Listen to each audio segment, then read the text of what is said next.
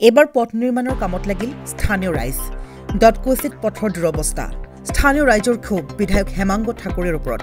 পলাশবাৰী সমষ্টিৰ বিধায়ক হেমাংগ ঠাকুৰীয়ে হেনো কোনো গুৰুত্ব আৰোপ নকৰিলে পথছোৱাৰ ওপৰত এয়া আমি কোৱা কথা নহয় ভুক্তভোগী ৰাইজৰ কথা শনিবাৰে দক্ষিণ কামৰূপৰ বৰিহাট ডটকোচিত পথ নিৰ্মাণৰ কামত লাগিল স্থানীয় ৰাইজ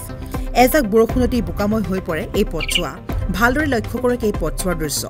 উন্নয়নৰ কথা কোৱা বিজেপি চৰকাৰৰ হেনো আজিলৈকে চকুত নপৰিল এই পথছোৱা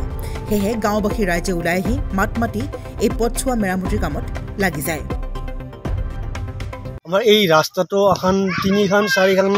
গাঁৱৰ এটা পথৰুৱা ৰাস্তা আজি প্ৰায় 10 বছৰমান হ'ব এই ৰাস্তাটোত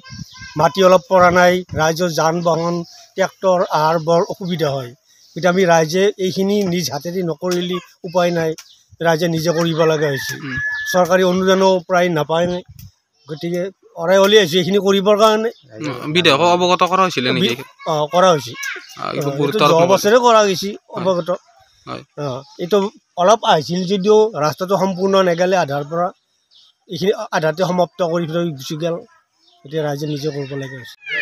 এই ৰাস্তাটোৰ কাম আজিকালি চৰকাৰে একো কৰা নাই আৰু যিজন আমাৰ বিধায়ক আছে আমি তেওঁক কি বুলি ভোট দিছিলোঁ গতিকে তেওঁ একো সুবিধাই আমাৰ ইয়াত দিয়া নাই আমাৰ ইমান ডাঙৰ এটা বিধায়ক থাকোঁতে আজি আমি ৰাইজে কিয় কাম কৰিব লগা হৈছিল তেওঁ এদিনো এই জেগাত থিয় দিয়াই নাই আপুনিও ভুগিছে নেকি গেছৰ সমস্যাত গেছ আৰু লিভাৰ ৰিলেটেড সকলো সমস্যাৰ একমাত্ৰ সমাধান গেষ্ট্ৰচিটি বডজম এচিডিটি ফেটি লিভাৰ পাইলছকে আদি কৰি ভিন্ন গেছৰ সমস্যাৰ সমাধানৰ বাবে কেৱল আপোনাৰ কাষত গেষ্ট্ৰচিটি